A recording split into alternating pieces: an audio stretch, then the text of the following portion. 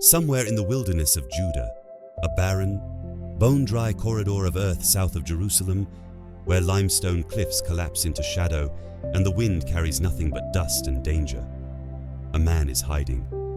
He has not slept properly in weeks. His beard is matted. His sandals are worn through. Around him, 600 men crouch in silence, their breathing shallow, their hands tight around their weapons, listening. Outside the mouth of the cave, 10,000 soldiers are combing the hillsides, and those soldiers are not looking for a criminal. They are not chasing a rebel or a traitor. They are hunting the future king of Israel. His name is David, son of Jesse, shepherd from Bethlehem, the boy who killed a giant, the man who played the harp to calm a king's tortured mind, the soldier who won every battle he was ever sent to fight. And now, betrayed by the very men he saved, hunted by the very king he served, falsely accused before courts he cannot even enter, he does the only thing left to him. He opens his mouth, and he cries out to God.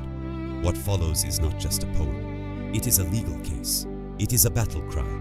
It is a broken man's last argument before the court of heaven. This is Psalm 35. To understand Psalm 35, you must first understand the world that produced it. Not the romantic stained glass world of Sunday school paintings, but the raw, political, blood-soaked world of ancient Israel around 1010 BCE. Israel in this era was not yet an empire. It was a fragile tribal confederation clinging to the highlands of Canaan, surrounded on every side by hostile powers. The Philistines to the west with their iron weapons, the Moabites to the east, the Amalekites to the south. The monarchy was still young, barely a generation old, held together by the sheer force of its first king's personality. That king was Saul, tall, commanding, the very image of royalty. But Saul had a problem. He had been given the crown by God through the prophet Samuel, and then, through a series of catastrophic failures of obedience and character, he had lost it. Not the throne. He still sat on the throne. But the divine anointing, the sacred legitimacy, had been transferred to someone else, to a shepherd boy from Bethlehem. David's rise was meteoric. He killed Goliath of Gath. He was given command of the army. He won battles so consistently that the women of Israel composed a song about him. Saul has killed his thousands, but David his tens of thousands. It was a compliment. It was also a death sentence. From that moment, the narrative of 1 Samuel records something chilling. The text says, Saul looked at David with suspicion from that day forward. Suspicion became jealousy. Jealousy became paranoia. And paranoia, the kind that comes from knowing deep in your soul that God has left you, became murderous. Saul tried to pin David to the palace wall with a spear. Twice. He sent David on suicide missions to Philistine territory, hoping the enemies would do the killing for him. He arranged a marriage to his daughter that was designed as a political trap. He ordered his own son, Jonathan, David's closest friend, perhaps the deepest friendship in all of Scripture, to have David executed. None of it worked. David survived everything, and that, somehow, made Saul's madness worse. By the time Psalm 35 was written, David had crossed a threshold from which there was no return. He had fled the palace. He was a fugitive, and in the wilderness of ancient Judah, that meant one thing above all else. You were entirely at the mercy of other people's loyalty. The wilderness of Judah is a place of dramatic contrasts. Its western slopes descend from the Judean hills in terraced ridges, sun-bleached and beautiful. But push east, and within miles, the land drops catastrophically toward the Dead Sea, the lowest point on earth. The cliffs become sheer. The valleys become gorgeous. The water vanishes. This is not a landscape that forgives mistakes. David moved through this terrain with his band of followers, men who were themselves desperate, in debt, or in distress. The text of 1 Samuel calls them that without apology. These were not the elite warriors of Saul's court. They were the forgotten, the marginalized, the overlooked, and even among the desperate. Betrayal found its way in. The men of Keilah, a city David had just rescued from a Philistine raid, at enormous personal risk, were asked by God's oracle whether they would hand David over to Saul. The answer came back: yes, they will. David fled before they had the chance. The Ziphites, people of the southern wilderness, David's own kinsmen in the tribe of Judah, sent messengers twice to Saul's court in Gibeah. Twice. The message was the same. Is not David hiding among us? The king has only to come down, and we will hand him over. Read those words again slowly. These were David's own people, the tribe he came from, the land he had grown up near, and they sold him. Saul's response was swift and terrifying. He mobilized 3,000 of his best soldiers and swept into the wilderness of Maon. The biblical account in 1 Samuel 23 describes what happened next with cinematic precision. Saul's army was on one side of a mountain. David's band was on the other. The armies were converging. There was no escape route. The text says Saul was closing in on David and his men to capture them. In that moment, cornered, with no human resource left, David cried out to a God who seemed to have gone silent, the world in which Psalm 35 was born.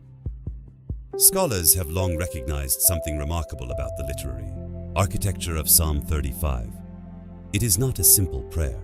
It is structured as a legal petition, a formal lawsuit filed in the court of heaven itself. David has been falsely accused. His enemies have brought fierce witnesses against him. The Hebrew phrase carries the weight of violent, malicious testimony. He cannot appeal to Saul's courts. Those courts are Saul's. He cannot appeal to the tribal councils. The Ziphites have already shown him where their loyalty lies. So David does something audacious. He summons God as his attorney. Listen to the opening verse. Plead my cause, O Lord, with those who strive with me. Fight against those who fight against me. The Hebrew verb here, riv, is a legal term. It means to bring a lawsuit, to litigate, to argue a case before a judge. David is not merely asking for protection. He is filing a formal legal complaint in the divine court.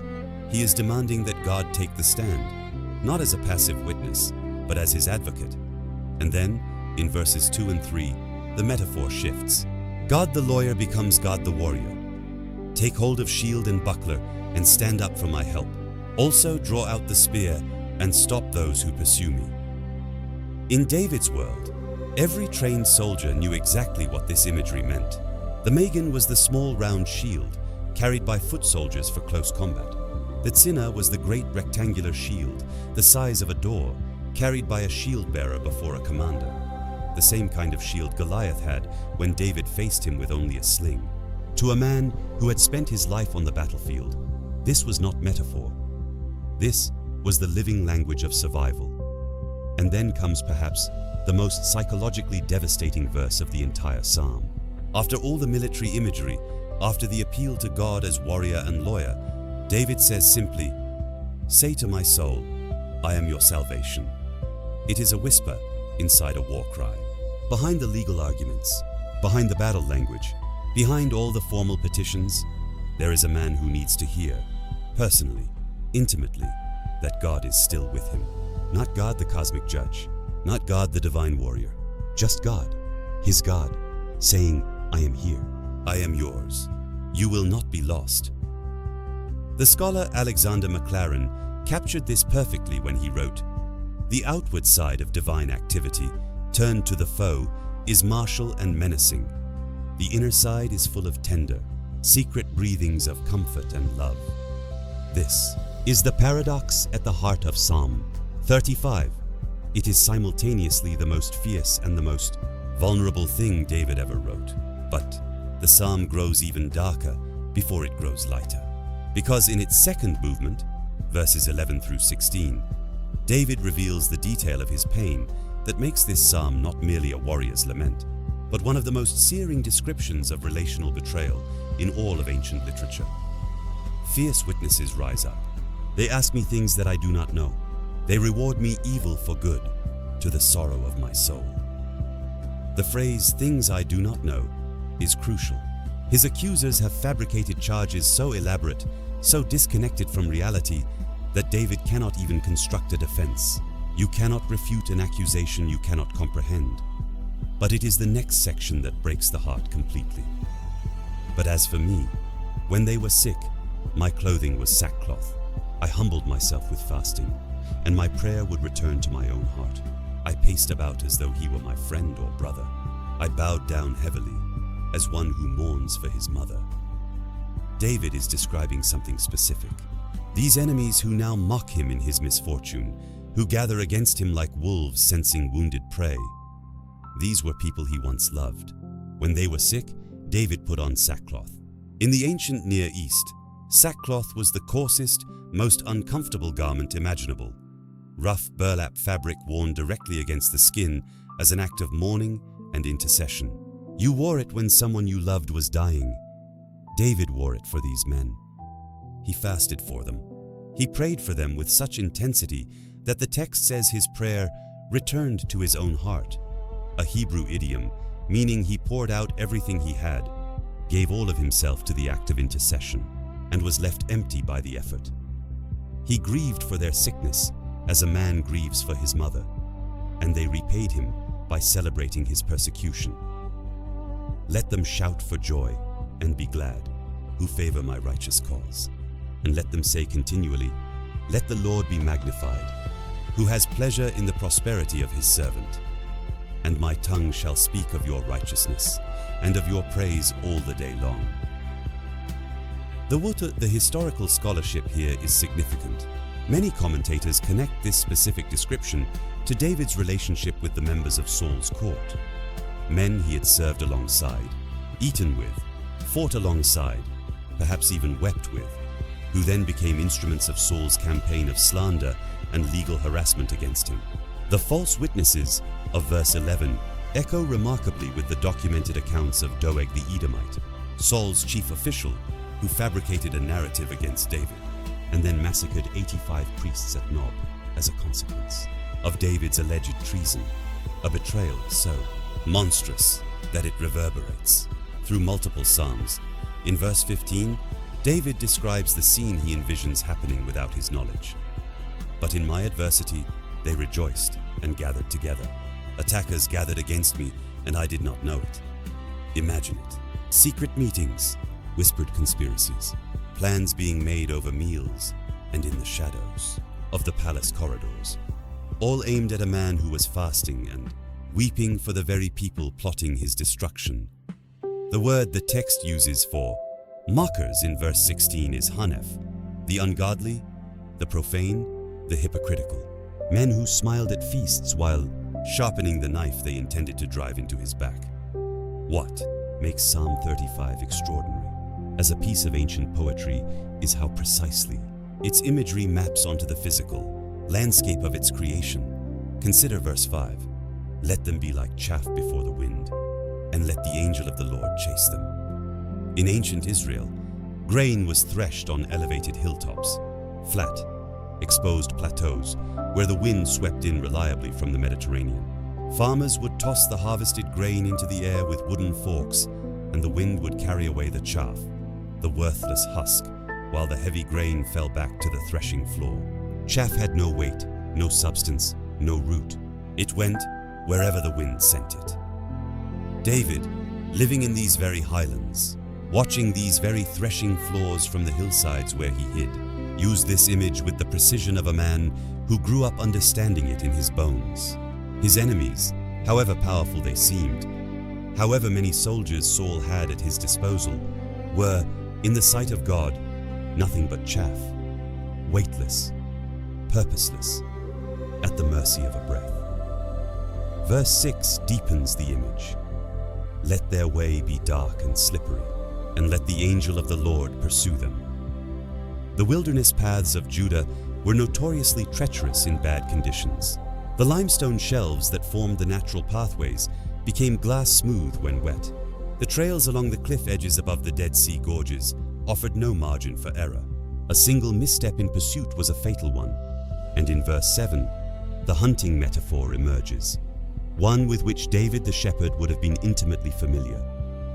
For without cause, they have hidden their net for me in a pit. which they have dug without cause for my life.